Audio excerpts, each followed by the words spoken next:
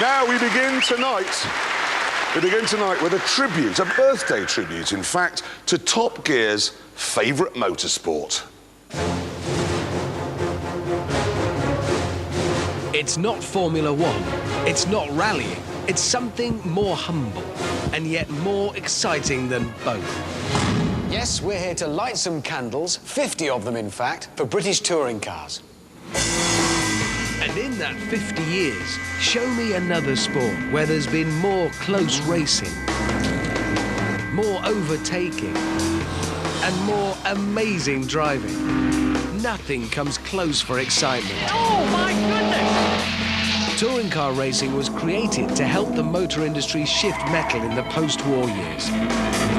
Every car on the track looked like the one your dad drove. And this, the Mark I Jaguar, was one of the first real stars. Tyres, they were skinny, very, and also cross-ply, which means you went everywhere sideways. Roy James, the legendary getaway driver for the great train robbers, was a particular fan, but if he was stealing a Jaguar for a getaway car, he always made a point of taking one that had been prepared for touring car racing. But then, in the mid-60s, the Jags had their noses put out of joint because there was an invasion. The Mustang, the Falcon, and the Chevy Camaro. Their massive V8s were a most unwelcome intrusion into this British sport.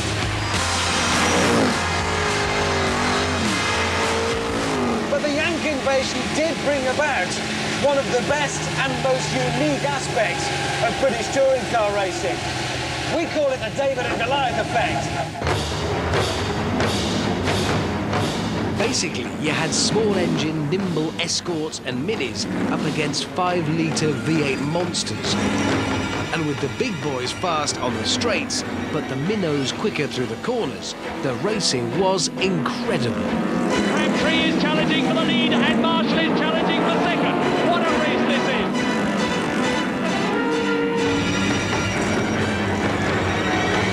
Naturally, the Minis, being plucky Brits, were involved in quite a lot of this David and Goliath stuff. And in their over-eagerness demonstrated that other great trait of touring cars, crashing.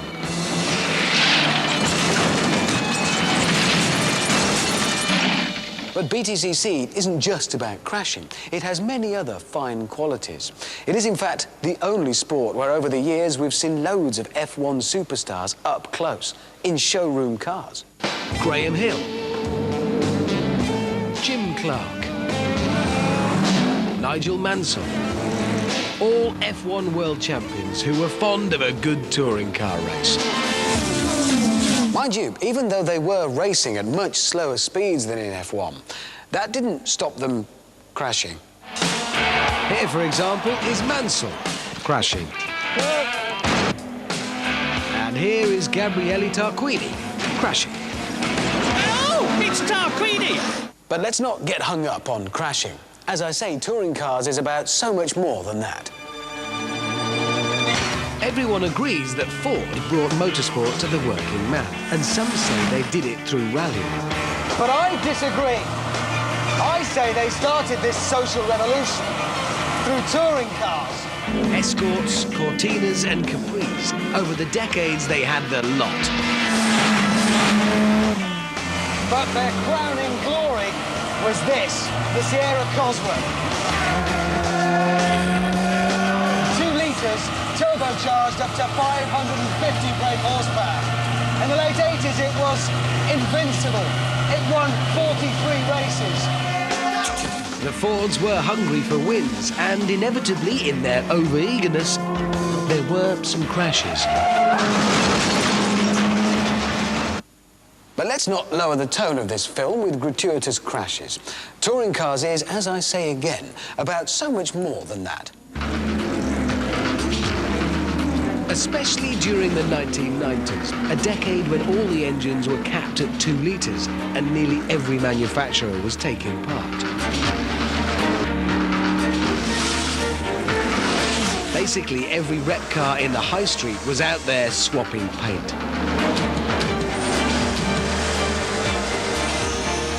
In the last race of 1992, for instance, in the final 2 laps, any one of 3 drivers could have won the championship. And just look at the kind of racing that produced. One of the contenders, Steve Soper, having been punted off and now fighting his way from the back, drove out of his skin. Soper goes through to 4th position inside the Vauxhall.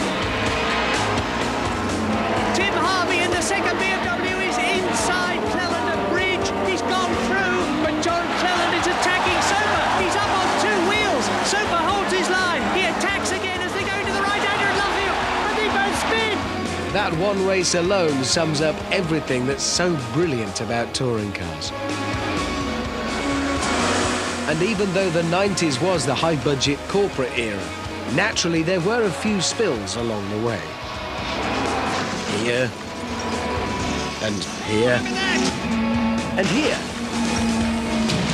and here. So, happy birthday touring cars.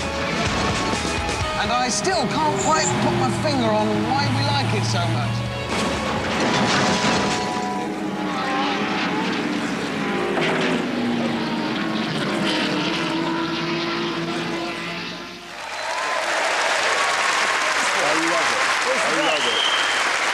The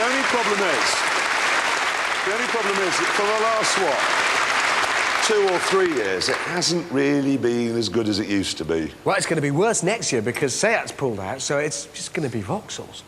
I've just thought of a way it can be rescued. Oh, God. No. No, honestly, you'll like this. Yeah, I'm sure I will, but I just bet it's not very realistic. Let me run this past you, OK? You line all the cars up on the grid, and then just before the flag drops, set them all on fire. Yeah, like I said. I'm serious. Think. You can either drive slowly, hoping that the car isn't completely engulfed before the race is over, or very fast to try and put the flames out. Imagine, who here would like to see that? Yeah. That's 100% of British people want the BTCC to become the burning touring car championship. Yeah. That is the end of the news, so let's move it on now to brown rice eco cars. The trouble is that they're a bit like cod liver oil. Very good for you, but you'd rather have a plate of steak and chips. I mean, take the Toyota Prius here and the G-Wiz. Very earnest. But there's nothing here to make an ordinary human being go, "Whoa, yeah, I want one of those." Now, however, there's an eco-electric car which does. It's called the Tesla. It's made in California. It's based on the Lotus Elise. And as a result, it looks good. However, you are going to look like a bit of a Burke driving around in a low-slung convertible sports car if you get burned off at the lights by a fat jogger. The thing is, though, that Tesla say it is pretty nippy. So what I've done is lined it up alongside a normal petrol-powered Elise, and now we shall see which is the fastest in a drag race. Right, it's on. I think there's no noise at all, but anyway, put it into drive. It has a 1-speed gearbox. They tried it with a 2-speeder, that kept braking, so 1 it is. We're in drive and I'm ready.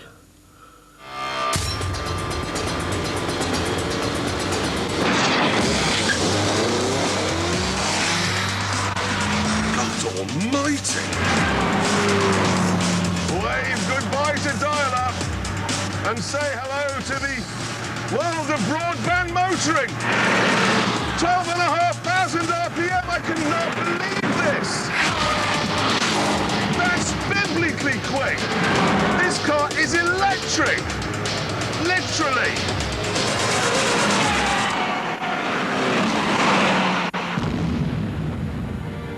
The top speed may only be 125. But there's so much torque, it does 0 to 60 in 3.9 seconds. Not bad from a motor that's the size of a watermelon and only has 1 moving part. even more not bad when you start looking into the costs.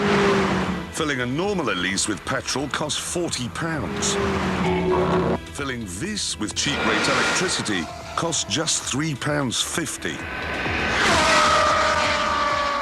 It's not what you'd call quiet. Fair bit of wind noise from around the roof, and there's a lot of tyre roar.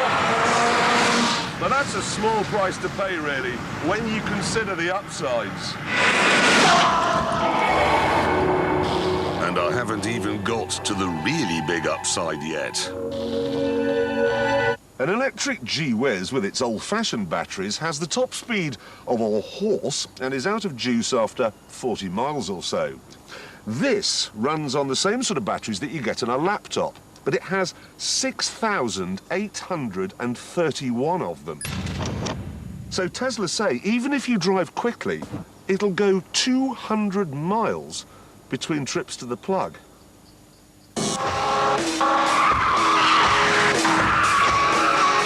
Of course, putting 6,000 laptop batteries in a car does add a fair bit of weight. Half a ton, to be exact, and that does affect the handling slightly. The chassis is aluminium and the body is carbon fibre, which of course is very light. But with that big lump of battery in the middle, it's kind of like me. Thin at one end, thinning at the other, and then sort of with a big fat bit in the middle. Couple that to wheels which are set up for rolling resistance rather than handling, and the result is this. The Elise will squeak past in the hammerhead. However, come the next straight... Yes, come on! Come on! No, bye! The volt head has overtaken the petrol head. And yes, I've just heard it is snowing in hell.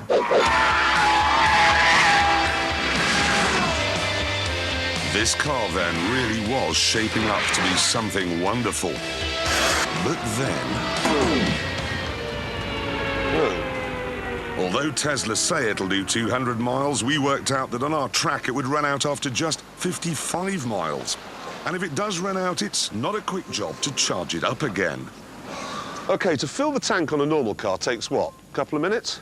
To fully recharge the batteries in this from a normal 13-amp socket like that takes 16 hours.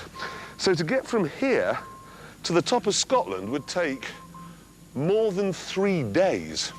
And before green people say that's a price worth paying, let's not forget, shall we, where the electricity in this socket is coming from.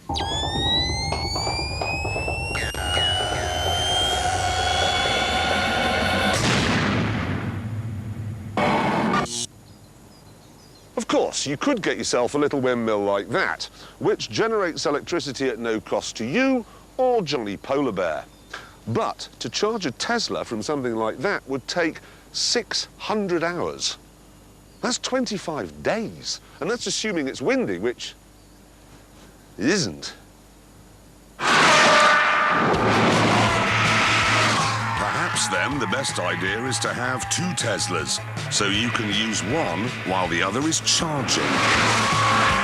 Unfortunately, that is quite an expensive solution because Teslas cost £92,000 each. 92,000.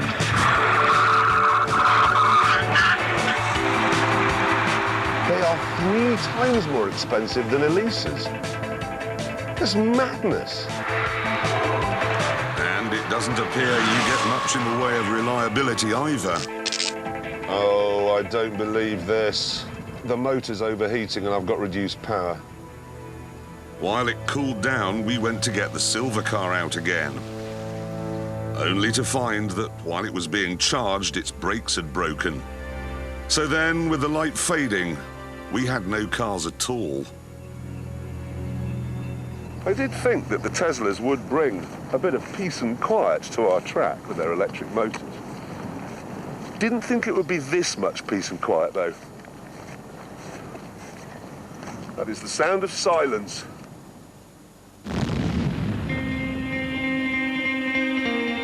What we have here, then, is an astonishing technical achievement.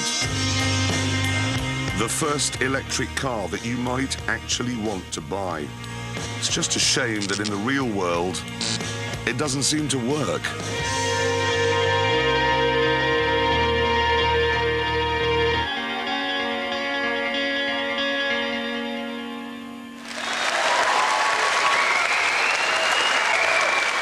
To be fair, I did try, but it didn't work.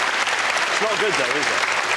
No, I think the price will come down. You know, once, what's he called, Brad Cruz and Leonardo de Clooney, once they bought 600 each, then the price will drop, and I guess once they made a few of them, they'll get better at the reliability. Well, that's as maybe, but, and as I aim to demonstrate later on in the show, battery-powered electric cars will soon die altogether. No, we are looking forward to that film. Well, I am anyway. Now, however, we've got to find how fast the Tesla goes round our track. And that, of course, means handing it over to our tame racing driver. Some say that he doesn't like to get his helmet wet. A point that was proved last week when he was caught in the back of shot by an eagle-eyed viewer. All we know is he's called the Stig. Right, there he goes to the sound of some sporty silence. He is quite eerie. OK, he's piling hard now down to the first corner. Eco tyre squealing. Steady on, umbrella boy.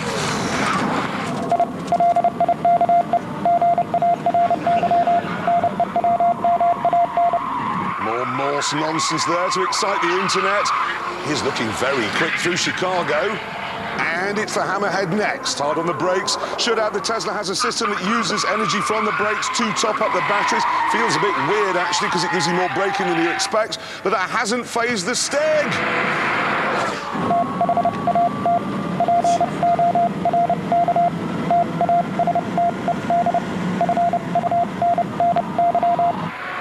Time to turn up the dimmer switch.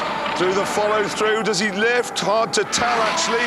But that's fast past the tyres. Shame it doesn't come with a CD of V8 noises, really. Now, there's 2 corners left. Really slings it in there. And here we are in Gambot. Oh, look, maybe there are a few Elise G's. And across the line. Okay. It did it. It did it in 1:27.2 on a mildly moist circuit. So look at that. Exactly the same conditions, exactly the same time as a Porsche 911 GT3. And that is incredible, but also, as James will explain later, completely irrelevant.